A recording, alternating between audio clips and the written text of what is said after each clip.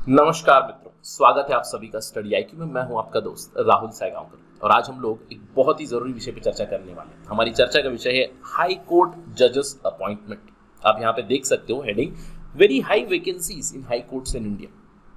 High court जजेस की vacancy काफ़ी ज़्यादा है, तो इस पर्टिकुलर डिस्कशन में हम लोग बात करेंगे कितनी वैकेंसी है हाई कोर्ट्स में, इन वैकेंसी की वजह से क्या प्रॉब्लम्स हो रही है और ये वैकेंसी क्यों है। ये वैकेंसी कनेक्टेड है हाई कोर्ट जजेस की अपॉइंटमेंट के साथ। तो यहाँ पे हम लोग समझेंगे हाई कोर्ट जजेस कैसे अपॉइंट होते हैं, ये भी समझेंगे। कॉलेजियम सिस्टम के बारे में जानेंगे, कैसे वो सिस्टम इवॉल्व हुआ है ये भी जानेंगे। और अंत में हम लोग बात करते हैं एक्चुअल प्रैक्टिस के बारे में। इस एक्चुअल प्रैक्टिस की वजह से भी काफ़ी ज़्यादा डिले होती है इन अपॉइंटमेंट ऑफ हाई कोर्ट जजेस। तो ये सारा एजेंडा रहेगा हमारी चर्चा का आज इन दिस पर्टिकुलर वीडियो। चलिए शुरुआत करते हैं, लेकिन उससे पहले अगर आप तैयारी कर रहे हैं यूपीएससी सिविल सर्विसेज एग्जामिनेशन की, then I would request you to visit our website studiiq.com। आप हमारा ऐप भी डाउनलोड कर सकते हैं गूगल प्ले स्टोर से। यहाँ पे आप डेमो क्लास अटेंड कर सकते हैं and then go through the course. देखिए, स्टडी आईक्यू का जो यूपीएससी सिविल सर्विसेज का कोर्स है, ये आपको होलसम प्रिपरेशन करवाएगा प्रीलिम्स की, मेंस की और इंटरव्यू गाइडेंस भी मिलेगी आपको after your mains. Weekly doubt sessions होते हैं और आप घर बैठे आप प्रिपरेशन कर सकते हो। ऑनलाइन कोर्स है, घर बैठे अपने हिसाब से प्रिपेयर कर सकते हो, लेकिन एक ही चीज़ आपको ध्यान रखनी है, डिसिप्लिन से प्रिपेयर करना है। अफोर्डेबिलिटी है आपके पास, काफ़ी कम प्राइस पे ये कोर्स आपके लिए अवेलेबल है। साथ ही साथ अगर आप ये कोड इस्तेमाल करेंगे राहुल 33, आपको 33% डिस्काउंट मिलेगा उस कोर्स पे। Do visit the details that are given here and avail our services. चलिए चर्चा शुरू करते हैं और बात करते हैं why we are discussing this at all. Recently India के जो चीफ जस्टिस है एनवी रामन्ना, वो मद्रास हाईकोर्ट में एक फाउंडेशन स्टोन लेइंग सेरेमनी थी, वहाँ पे उन्होंने लेमेंट किया कि जजेस की स्ट्रेंथ इंडिया में काफ़ी इनएडिक्वेट है।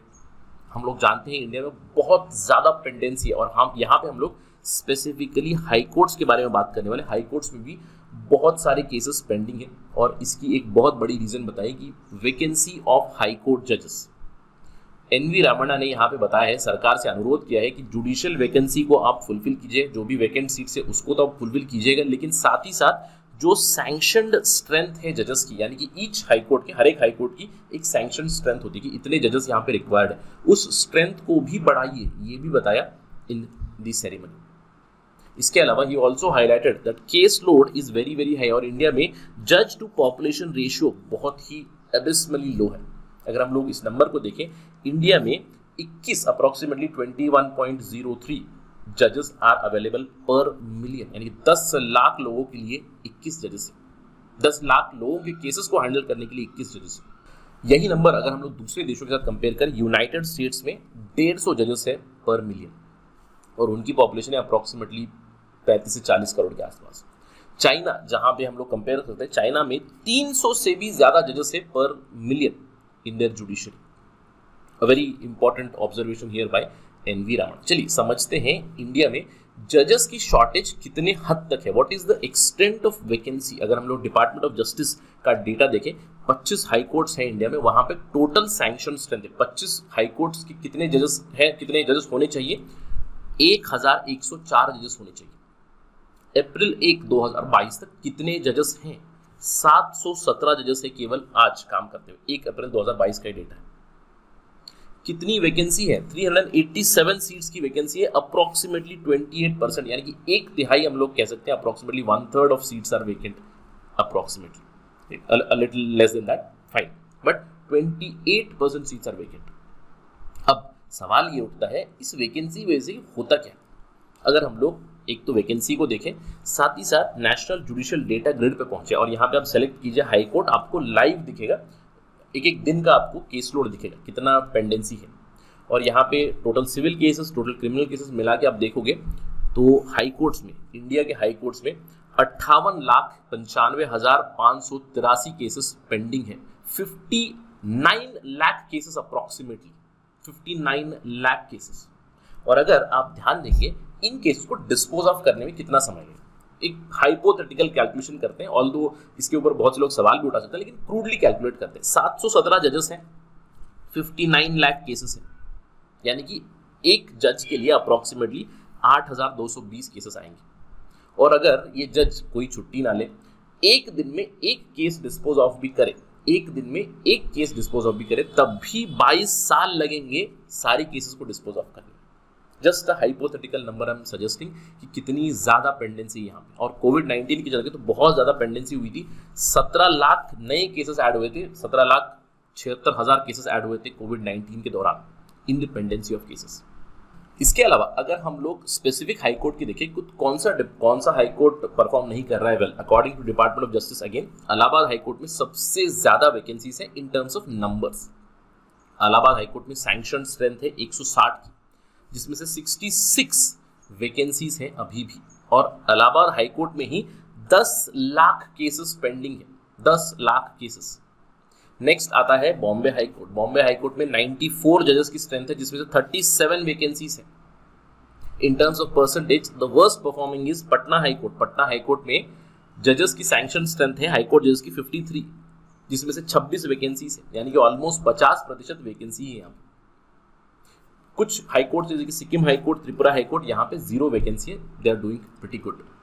अब सवाल ये उठता है, सर आपने मुझे बताया कि जजेस के नंबर कम है, एक तो सैंक्शन स्ट्रेंथ कम है, वैकेंसी बहुत ज़्यादा है, केस की पेंडेंसी बहुत ज़्यादा है, इन सब चीज़ों से प्रॉब्लम क्या होता है सर? हो क्या रहा है? वैकेंसी चलती पहले भी थी, आज भी होती है, लेकिन अगर वैकेंसी हो तो जुडिशियल डिले होती है, जस्टिस नहीं मिलता है, न्याय नहीं मिलता है। और अगर न्याय नहीं मिलेगा तो हमारे पूरे जुडिशरी से ही सभी का भरोसा उठना शुरू हो जाएगा। इनफैक्ट शुरू हो भी चुका है कुछ हद तक, मैं कह सकता हूँ।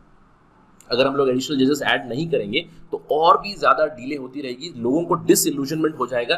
जो भी लोग हैं सवाल उठाएंगे जुडिशियल सिस्टम के ऊपर कि हमारी जुडिशरी एफिशिएंट नहीं है, इफेक्टिव नहीं है, जस्टिस नहीं दे पा रही है। अगर हम लोग जुडिशरी के पास न्याय के लिए नहीं पहुंचेंगे तो कहाँ जाएंगे?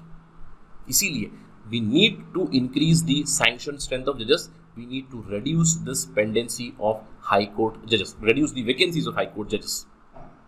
अब सवाल ये उठता है कि सर इतनी ज्यादा वैकेंसी हो क्यों रही है? ये होती है because of the appointment procedure. अब जजेस हाई कोर्ट के कैसे अपॉइंट होते हैं? देखिए ओरिजिनल पोजीशन आपको बताता हूँ 1950 में क्या था। सुप्रीम कोर्ट के जजेस और हाई कोर्ट के जजेस दोनों को भी अपॉइंट करते हैं president of India under article 124 clause 2, under article 217 clause 1 for high court जजेस। अगेन प्रेसिडेंट कैसे अपॉइंट करेंगे?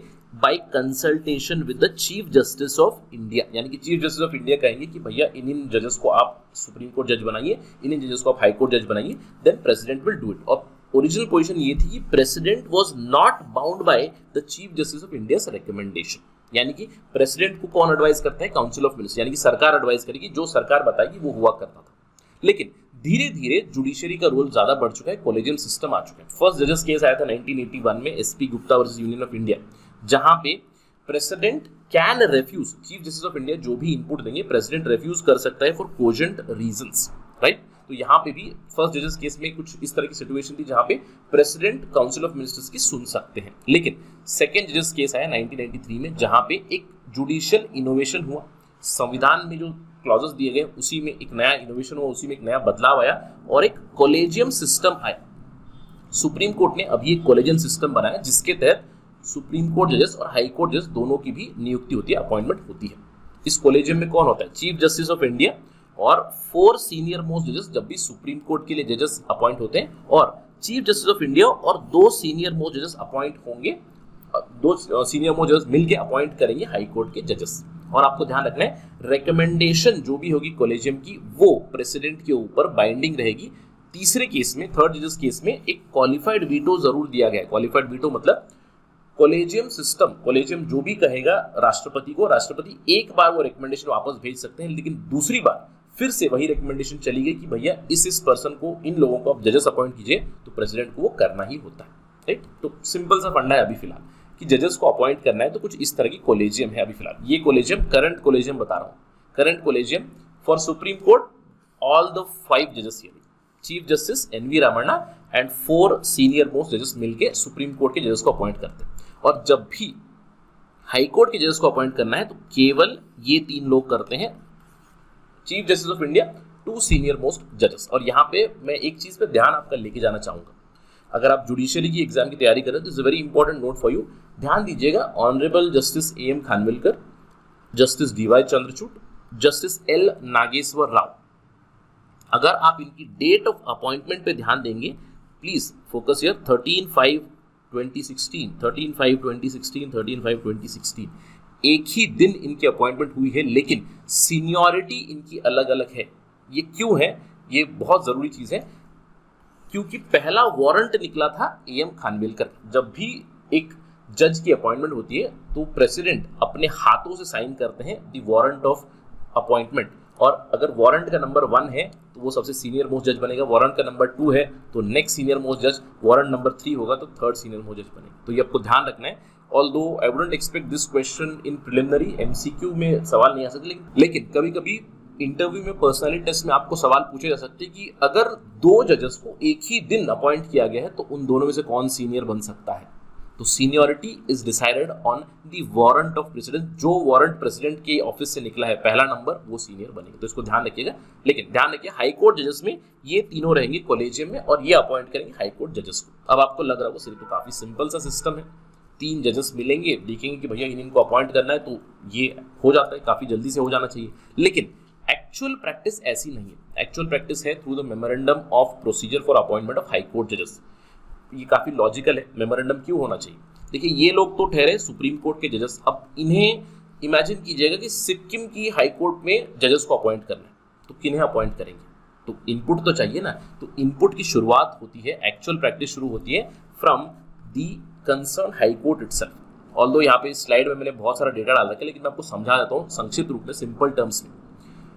कॉलेजियम अल्टीमेटली डिसाइड करेगी। कॉलेजियम में कौन रहेंगे हाई कोर्ट जजेस के लिए? Senior most chief justice of India and 2 senior most जजेस।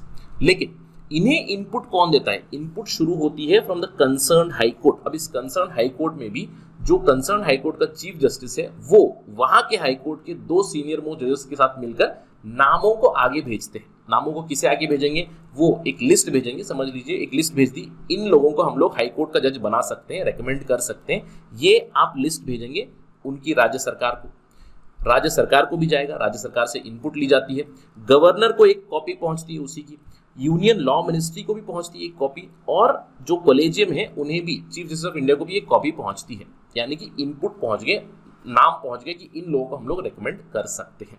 अब क्योंकि एक जो पर्ची है या फिर एक जो लेटर है वो यूनियन लॉ मिनिस्ट्री को भी पहुंचा है, तो यूनियन लॉ मिनिस्ट्री उन नामों को असेस करेगी कि भैया इन नामों को दिया है तो इनका बैकग्राउंड चेक होगा, वेटिंग प्रोसीजर होगा कि इनके नाम हम लोग आगे फॉरवर्ड कर सकते हैं या नहीं, इंटेलिजेंस की रिपोर्ट्स आएगी, सारी चीजें होंगी। उसके बाद यूनियन लॉ मिनिस्टर इस रिपोर्ट में से जो भी नाम रहेंगे वो कॉलेजियम को देंगे, चीफ जस्टिस ऑफ इंडिया और 2 सीनियर मोस्ट जजेस, राइट। अब जैसे ही इस कॉलेजियम के पहुंचा तो ये लोग 1 महीने में वापस रिकमेंडेशन करेंगे कि भैया हाँ इन लोगों को अपॉइंट कर दीजिए।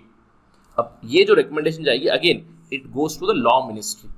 अब लॉ मिनिस्ट्री जैसे रिकमेंडेशन आई 3 हफ्तों के भीतर ये रिकमेंडेशन प्राइम मिनिस्टर को भेजेंगी। प्राइम मिनिस्टर अगले कुछ हफ्तों में वो रिकमेंडेशन प्रेसिडेंट को भेजेंगे। प्रेसिडेंट के पास 3 हफ्ते होंगे डिसाइड करने के लिए और इवेंचुअली प्रेसिडेंट एक बार अप्रूव कर देंगे तो नोटिफिकेशन निकल जाएगी। अब यहाँ पे प्रेसिडेंट अप्रूव नहीं करेंगे तो ये प्रोसेस फिर से वापस पहुंचेगा, it will reach back to collegium, और कॉलेजियम अगर फिर रेकमेंड करेगी तो क्वालिफाइड वीटो से president has to appoint them for sure. I hope कि आपको समझ में आ गया। ऑल्दो प्लीज रिमेंबर एग्जाम के दृष्टिकोण से आपको समझना है कॉलेजियम सिस्टम है।